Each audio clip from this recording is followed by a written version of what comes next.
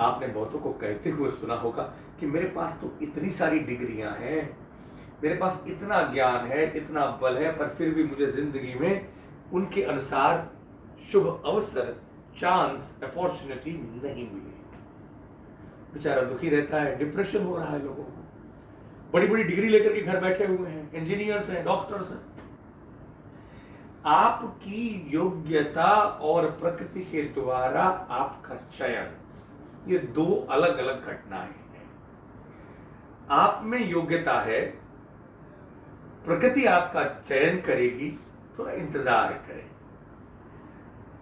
आप ये मत समझें कि अयोग्यों का ही चुनाव हो रहा है। यदि अयोग्यों का चुनाव भी, लोग कहते हैं कि लोग तो अयोग्य हैं, उनको मौका मिल रहा है, हम योग्य हैं, हमें नहीं मिल रहा है।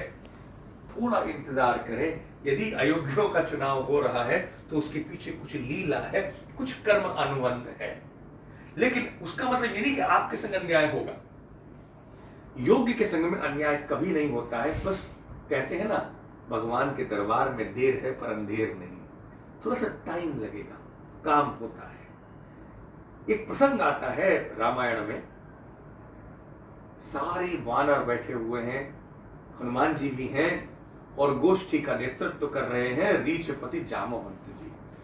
और ये निर्णय लिया जा रहा है कि भाई कौन जाएगा जो सीता जी की सुध लेके आए कि सीता जी कैसी है। सारे बंदर उथल पुथल कर रहे हैं, क्योंकि 100 योजन जाना है भाई, 100 योजन दूर। एक योजन होता है 8 मील, और 1 मील का मतलब है 1.6 किलोमीटर्स।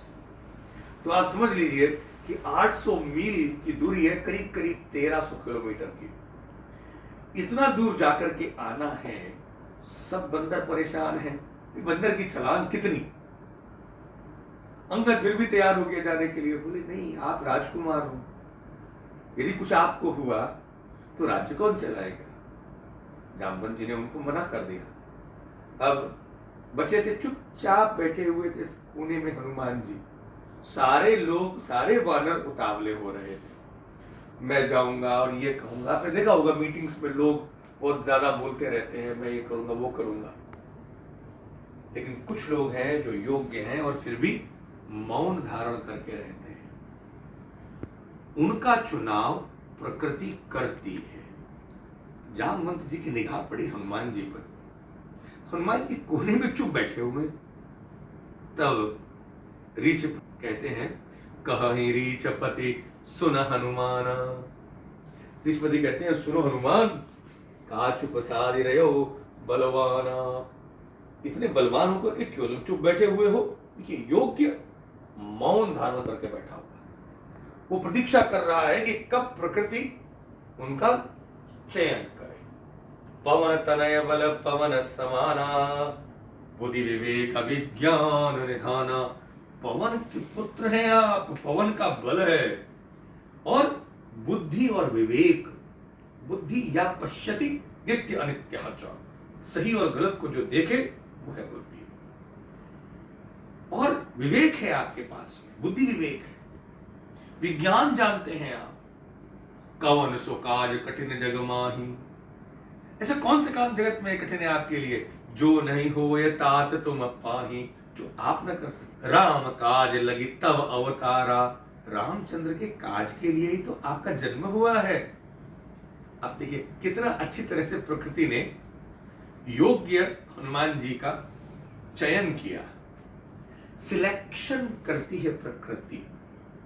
आप यदि डॉक्टर बनेंगे तो आपका एक अर्हत्व का एक टेस्ट है, सिलेक्शन होता है।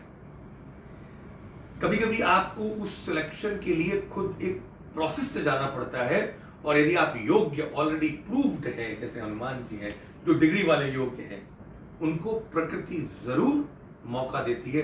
बस थोड़ा वेट करना पड़ता है, धैर्य नहीं खोना चाहिए। तब ये सुनते ही हनुमान जी सुनतई भयौ पर्वताकारा, छोटे से बन के बैठे हुए थे वहां पे, और जब उनका चयन हो गया तो उन्होंने अपना पर्वताकार स्वरूप निकाला। अब देखिए तैयार हो गए हैं वो इस बड़े कार्य को करने के लिए। हमारे जीवन में भी हमारे पास में बहुत सारी योग्यताएं होने के बावजूद भी हमसे कम योग्य लोग जब आगे बढ़ रहे हों तो हतोत्साहित नहीं होना चाहिए। हिम्मत न हारिए, बिसारिए न आस, धैर्य रखिए। प्रकृति आपका चयन अवश्य करेगी।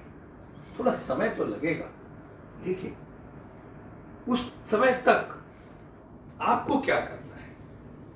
आपको बराबर अपनी योग्यता को बढ़ाते रहना।